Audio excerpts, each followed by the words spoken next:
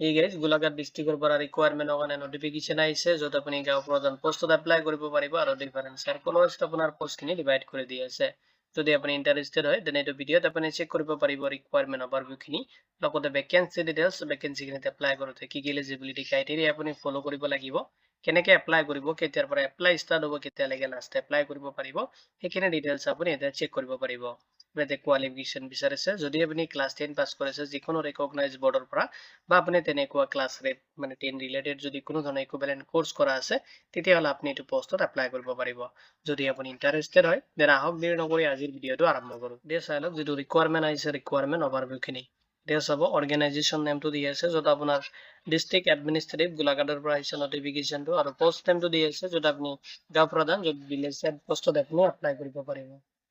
Total vacancy দি আছে আপুনি 18 পোষ্টত এপ্লাই কৰিব পাৰিব আৰু জব লোকেশ্যনটো আপোনাৰ গোলাঘাট ডিষ্ট্ৰিক্টত হ'ব এইটো আসামতে হয় আৰু আপোনাৰ এপ্লিকেশ্যন যিটো মোড হয় এইটো আপুনি অফলাইনত কৰিব লাগিব। কেনেকৈ আপুনি অফলাইনত এপ্লাই কৰিব সেইখিনি ডিটেইলছ আপুনি ইয়াতে চেক কৰিব পাৰিব। এপ্লিকেশ্যন অলৰেডি চলি আছে কেতিয়ালৈকে লাষ্ট এপ্লাই কৰিব পাৰিব সেইখিনি ডিটেইলছো মই আপোনাক এইটো ভিডিঅ'তে প্ৰভাইড কৰি দিম। ভেকেঞ্চি ডিটেইলছখিনি চাই ল'ব এতিয়া কি ভেকেঞ্চি কাৰণে আহিছে নটিফিকেশ্যনটো য'ত আপোনাৰ পোষ্ট আহিছে গাঁও প্ৰধান য'ত ভিলেজ হেডৰ কাৰণে আৰু আপোনাৰ নাম্বাৰ অফ পোষ্ট দি আছে 18 পোষ্টত আপুনি এপ্লাই কৰিব পাৰিব। আৰু পোষ্টখিনি আপোনাৰ ডিফাৰেণ্ট যিখিনি চাৰ্কুল আছে ৰেভিনিউ চাৰ্কুল হিচাপত গোলাঘাটত ডিষ্ট্ৰিবিউশ্যন কৰি দি আছে যিখিনি আপুনি অফিচিয়েল যিটো নটিফিকেশ্যন আছে তাতে চেক কৰিব পাৰিব যিটো লিংক মই এইটো ভিডিঅ'ৰ ডিছক্ৰিপশ্যনত আপোনাক প্ৰভাইড কৰি দিম। এতিয়া চাই ল'ব এইটো ভেকেঞ্চিত এপ্লাই কৰোঁতে আপুনি কি এলিজিবিলিটি ক্ৰাইটেৰিয়া ফ'ল' কৰিব লাগিব। এলিজিবিলিটি ক্ৰাইটেৰিয়া যিটো এডুকেশ্যনেল কোৱালিফিকেশ্যনটো বিচাৰিছে আপুনি ফ'ল' কৰিব লাগিব য'ত আপোনাৰ HSLC মানে ক্লাছ 10টো বিচাৰিছে আৰু ইকুইভেলেন্ট যদি তেনেকুৱা কোনো ধৰণৰ এক্সাম আপুনি কমপ্লিট কৰিছে যিকোনো ৰিকগনাইজ বৰ্ডৰ পৰা দেন আপুনি এপ্লাই কৰাৰ কাৰণে এলিজিবল হ'ব।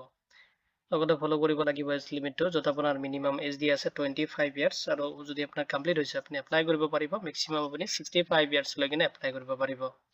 য'ত কেণ্ডিডেটখিনি ফ'ল' কৰিব লাগিব আৰু টাৰ্ম এণ্ড কণ্ডিশ্যন যিখিনি সেইখিনি আপুনি ফ'ল' কৰিব লাগিব। য'ত বিচাৰিছে মাষ্ট বি আপুনি ইণ্ডিয়ান চিটিজেন হ'ব লাগিব এইটোত এপ্লাই কৰাৰ কাৰণে লগতে আপোনাৰ পাৰ্মানেণ্ট ৰেচিডেঞ্চিয়েল ক'ত মানে ভিলেজ লোকেলিটি থাকিব লাগিব। লগতে বিচাৰিছে আপোনাৰ নলেজ থাকিব লাগিব যিটো লোকেল কাষ্ট ডিলিং বা এডমিনিষ্ট্ৰেটিভ তেনেকুৱা ৰেছপনচিবিলিটিজ তেনেকুৱা আপোনাৰ জনা থাকিলে আপুনি এপ্লাই কৰিব পাৰিব। নেক্সট আপুনি ফ'ল' কৰিব লাগিব যিটো এলিজিবিলিটি ক্ৰাইটেৰিয়া দিয়া আছে ডিষ্ট্ৰিক্ট এডমিনিষ্ট্ৰেশ্যনৰ পৰা সেইখিনি আপুনি ফ'ল' কৰিব লাগিব এইটো ৰিকুৱাৰমেণ্টত এপ্লাই কৰোঁতে। নেক্সট চাব আপুনি চেলাৰী ডিটেইলছখিনি তো এইটো ৰিকুৱাৰমেণ্টত যিটো চেলাৰী দি আছে সেইটো আপুনি ৰিচিভ কৰিব এজ পাৰ যিটো গাইডলাইন দি আছে গভৰ্ণমেণ্ট অফ আছামৰ গাঁও প্ৰধানৰ যিটো পষ্টৰ কাৰণে সেইখিনি আপুনি ৰিচিভ কৰিব। লগতে যিটো চিলেকশ্যন প্ৰচেছ দি আছে য'ত ইনক্লুডিং হৈ আছে আপোনাৰ এপ্লিকেশ্যনখিনি কমপ্লিট কৰাৰ পিছত আপোনাক শ্বৰ্টলিষ্টেড কৰি কিনে ডকুমেণ্টছ ভেৰিফিকেশ্যনৰ কাৰণে মাতা হ'ব। নেক্সট আপুনি পাৰ্চনেল ইণ্টাৰভিউ মানে ভাইভাটো এটেম্প কৰিব লাগিব। নেক্সট আপোনাৰ যিটো ফাইনেল মেৰিট লিষ্ট হয় এইটো পাব্লিছ কৰি দিব আৰু যিখিনি কেণ্ডিডেট মানে শ্বৰ্টলিষ্টেড হ'ব সেইখিনি কেণ্ডিডেটকহে কেৱল ডকুমেণ্টছ ভেৰিফিকেশ্যন এণ্ড পাৰ্চনেল ইণ্টাৰভিউৰ কাৰণে মাতা হ'ব। এতিয়া চাই ল'ব কেনেকৈ আপুনি এইটো ৰিকুৱাৰমেণ্টত এপ্লাই কৰিব। তো এপ্লাই যিহেতুকে আপুনি ফাৰ্ষ্টতে গম পাইছে অফলাইনত কৰিব লাগিব তাৰ কাৰণে আপুনি এপ্লিকেশ্যন ফৰ্মটো ফিল আপ কৰি কিনে ৰিকুৱাৰমেণ্ট ডিটেইলছখিনি তাতে দিব।